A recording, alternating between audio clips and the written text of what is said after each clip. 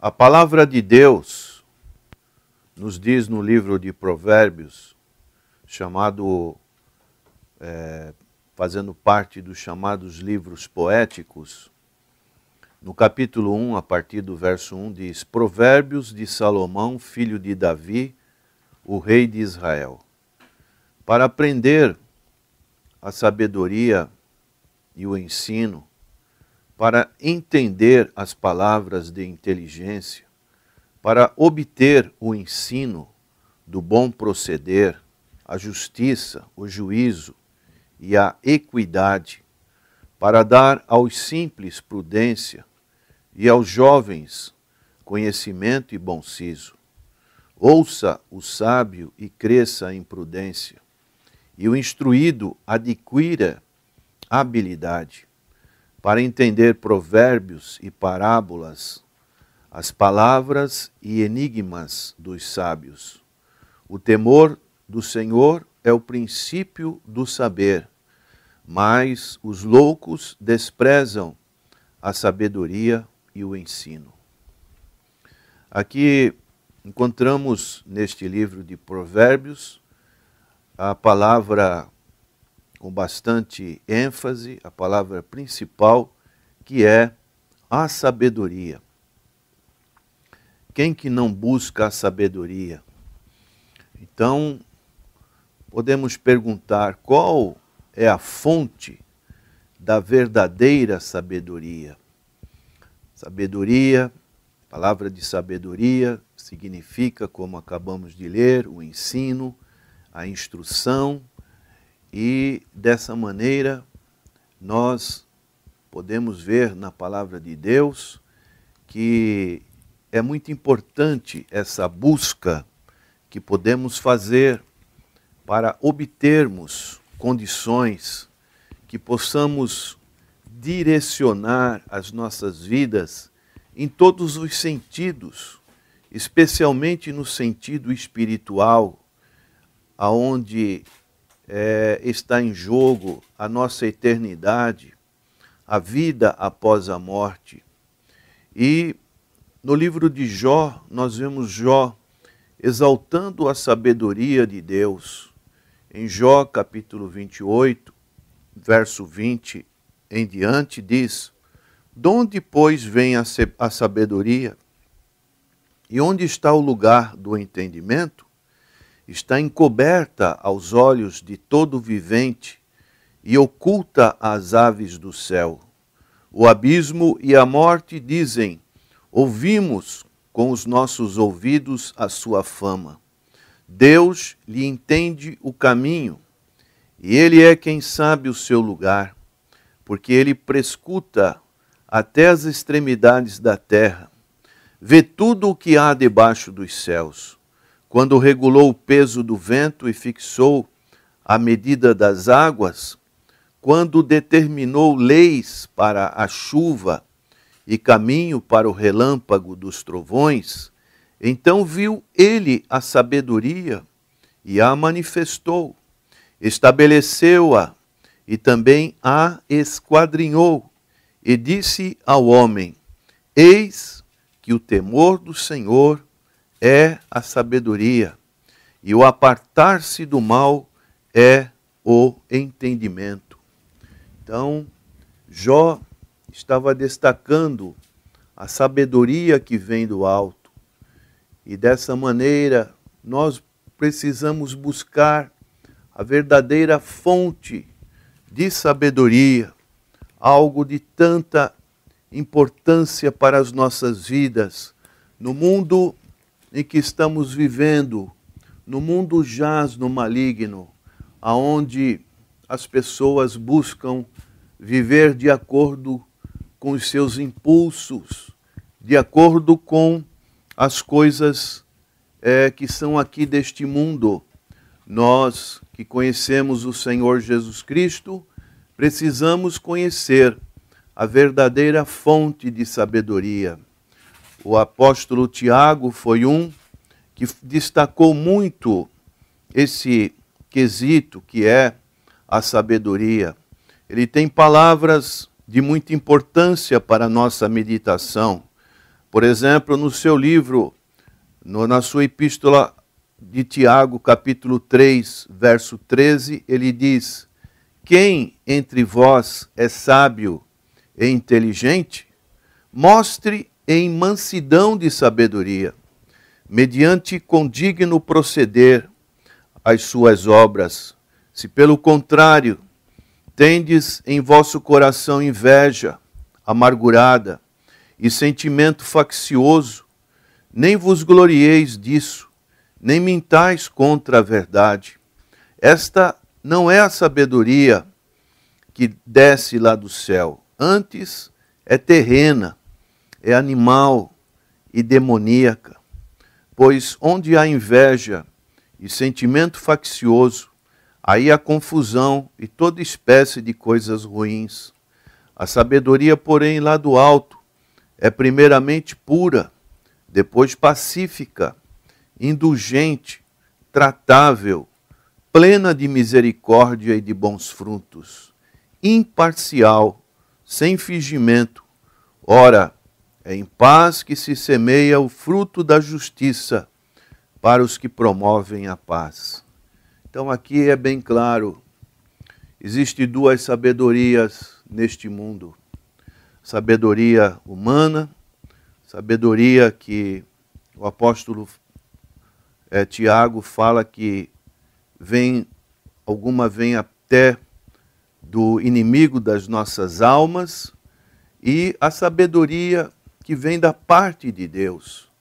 Então, quais seriam os requisitos, as lições para encontrarmos a verdadeira sabedoria? Consiste, em primeiro lugar, em colocar Deus acima de todas as coisas. Deus precisa estar no primeiro plano das nossas vidas.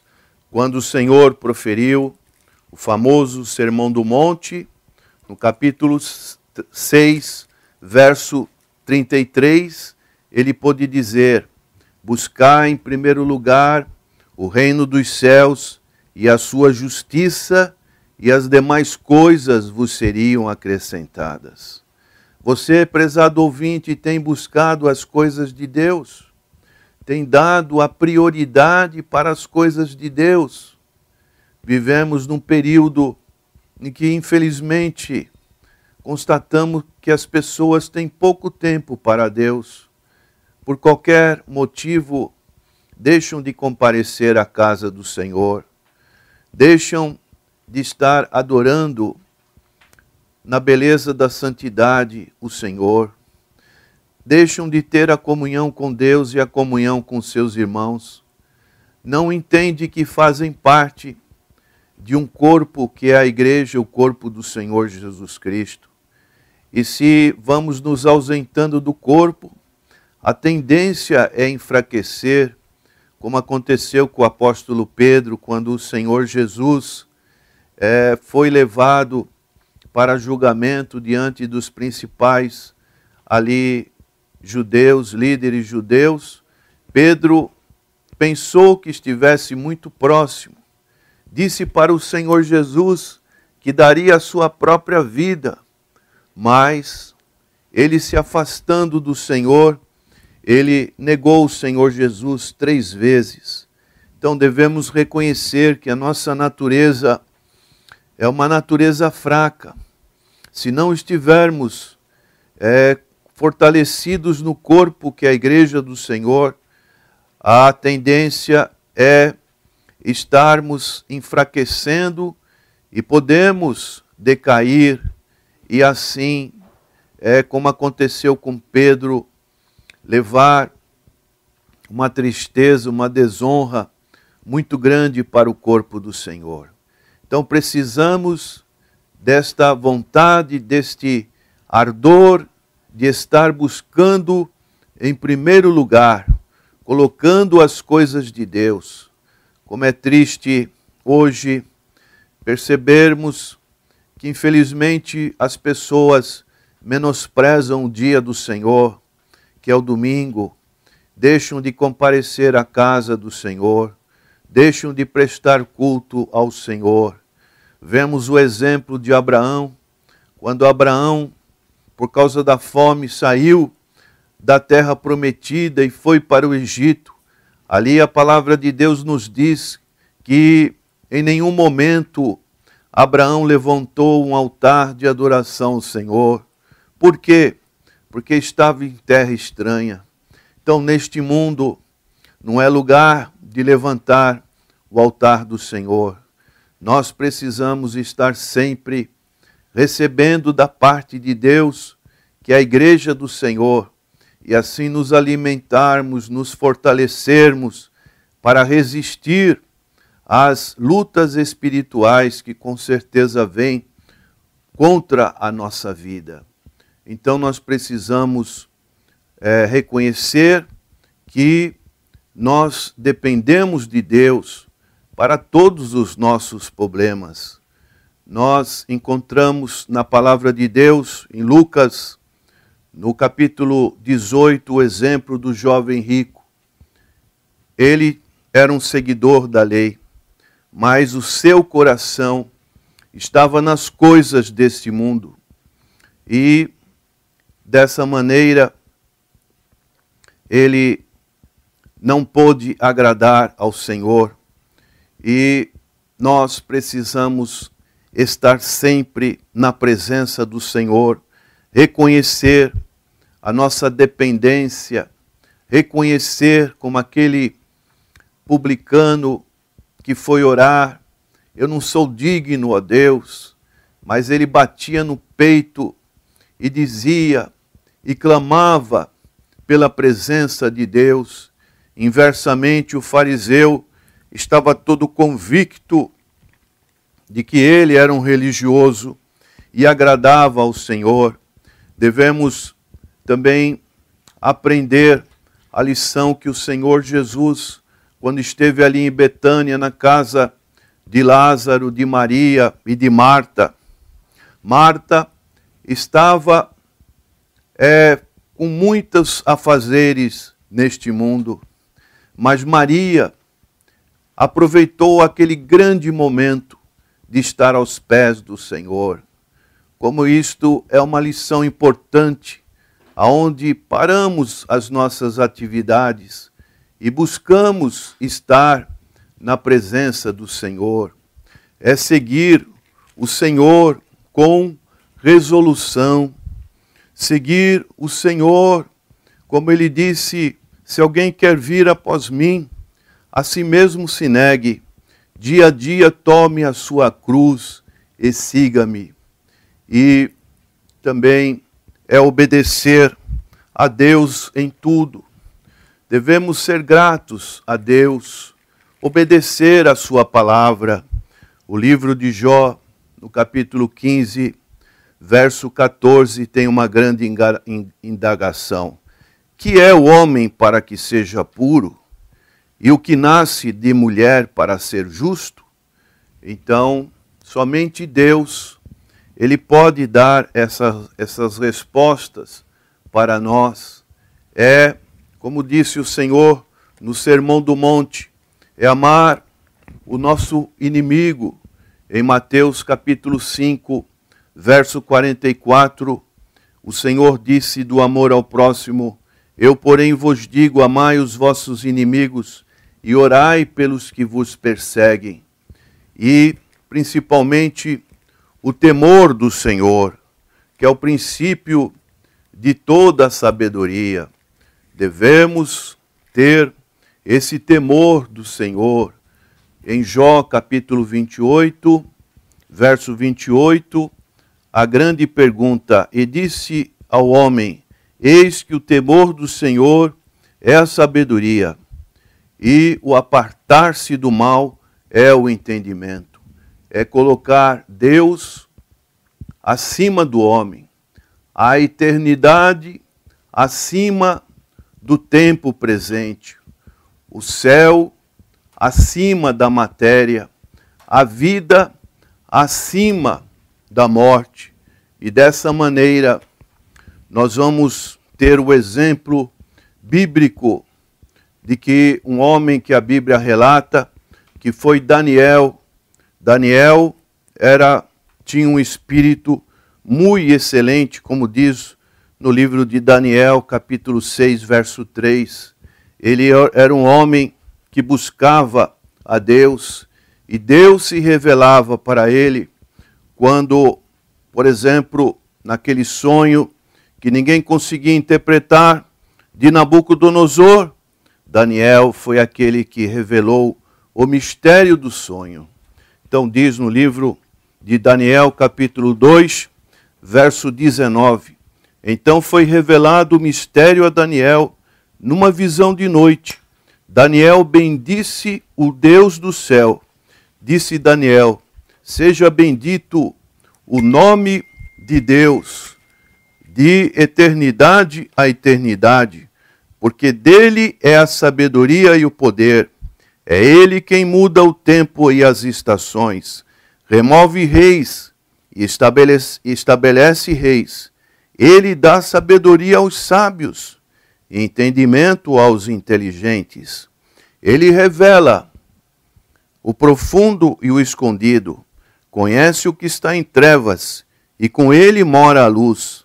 A ti, ó Deus de meus pais, eu te rendo graças e te louvo, porque me deste sabedoria e poder, e agora me fizeste saber o que te pedimos, porque nos fizeste saber este caso do rei.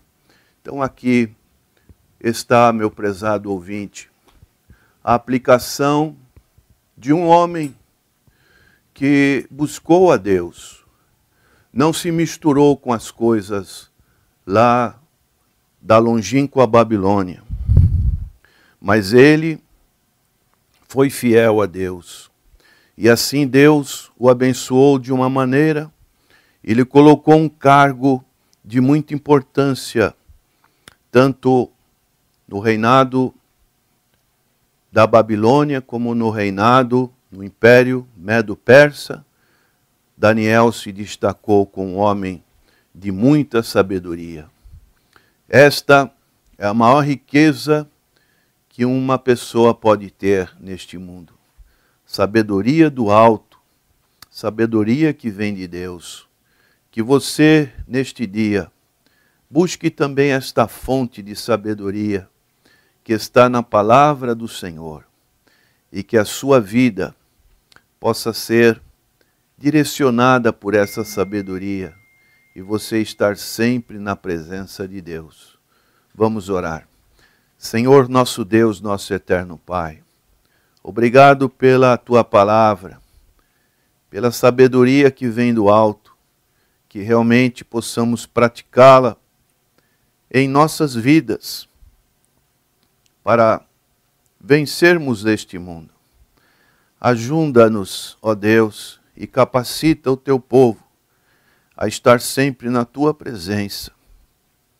Oramos por aqueles que estão perdidos em trevas, estão longe de ti, embaraçados nas coisas desse mundo, que possam voltar e estar colocando o teu reino, a tua justiça em primeiro lugar.